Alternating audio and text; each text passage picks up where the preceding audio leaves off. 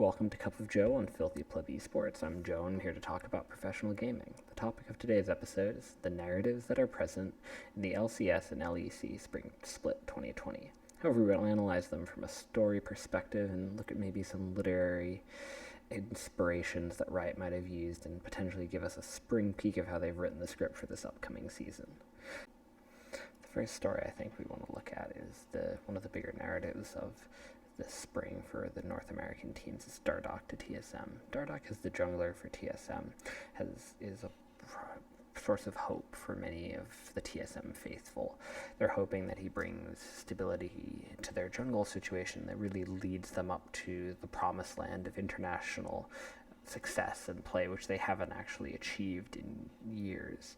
For Dardoch personally, though, it's been a much longer journey than even the TSM fans who haven't gone to an international competition in a little while.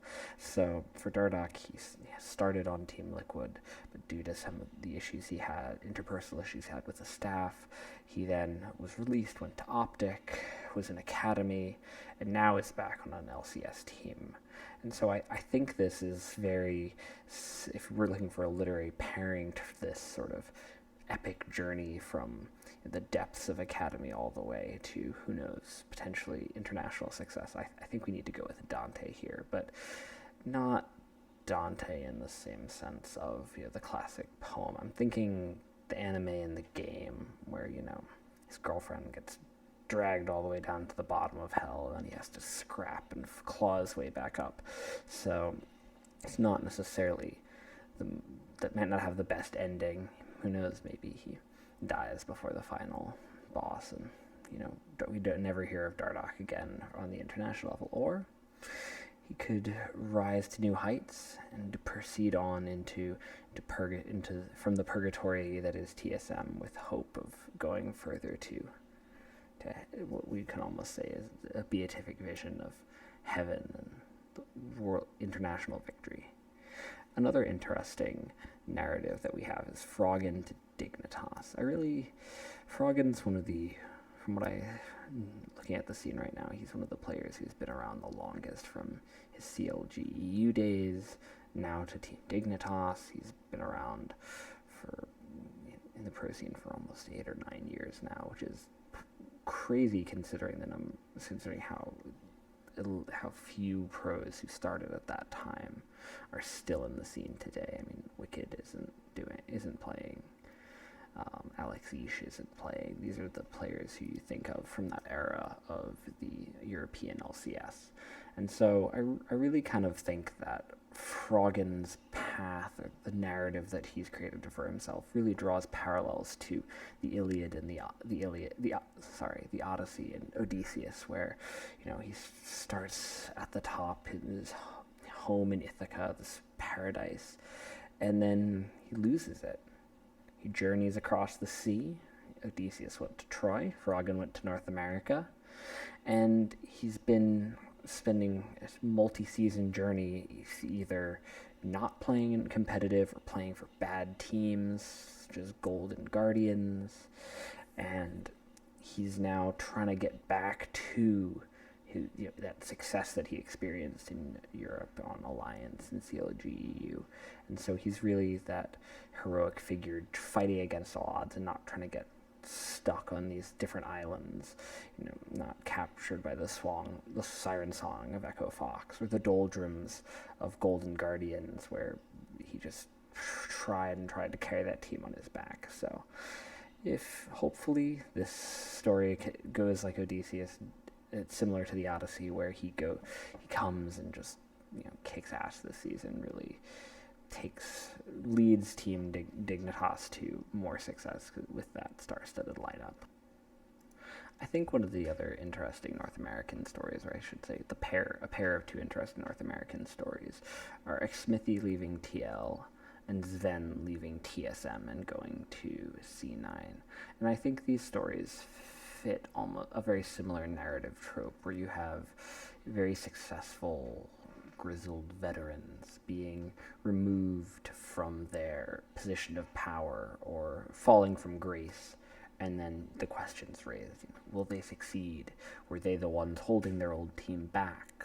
Or and now where do they go from here? And so I think that's going to be a very interesting question that will be answered by both of these teams. I think the more interesting one is potentially the you could almost say the tragedy of Smithy the Wise, because it's one of those things where he and TL, most dominant team in North America for multiple seasons, really proving that they can, being the glue for that team, that in-game leader who really selflessly helped the rest of the team. And I'm curious to see what happens when he's taken out of Team Liquid and put on a different team. Will he be vindicated, and TL will really fall apart without that leadership and that his personality on the team? But more interestingly, I think, is will he be able to succeed outside of that environment? Because it's one of those things where in your traditional hero story, they get kicked to the wayside, but they rise again. But with Smithy at this point, and with the recent showing of Immortals over the weekend, I'm really curious to see. They didn't look that strong, so maybe it's just it's a lose-lose situation, and a tragedy in that sense, in that Shakespearean sense, where the hero doesn't know what they've lost until they've lost it, and then it just their situation just collapses in front of them. Sven to C9 follows a much more could in theory follow a much more traditional character arc, where that brash, like almost somewhere between a coming of age and a revenge story, one could say, because you have that brash, the best in the West bot lane from G2 coming to North America and TSM, and everyone wondering, is Sven just doing what Mithy tells him to do? Is he actually that good? And then not finding success, and in fact failing to the point where both he and Mithy reportedly wanted to leave, and they let Mithy go, but Sven stayed, and then he was stuck in North America in the TSM situation where they're going through 3 junglers in the season and just a complete mess. And so now he has an opportunity with Jack and C9 and Reapered. And so will he redeem himself? Will he rise and show that, Mithy wasn't being held, he wasn't holding Mithy and TSM back. They were holding him back, and that he can prove his own value and worth to a new team and a new org that really prides itself in building up the confidence of their players. Moving across the ocean, I think that there's some really, really interesting but somewhat similar storylines there, especially when you're looking at a team like Fnatic. I really think that with all the rumors and the clouds surrounding the breakup of Fnatic, there's a lot of questions that need to be asked, especially around Reckless and where he's really going to end up after this season. I mean, Young Buck went to excelled the worst teams in the league. Broxa left to North America, which while he might be getting paid more, #paid by Steve, it's definitely regarded as a weaker region, even if Team Liquid necessarily is not a weaker team than Fnatic. So, and Reckless is still there. He's been there for years. And so the question really becomes,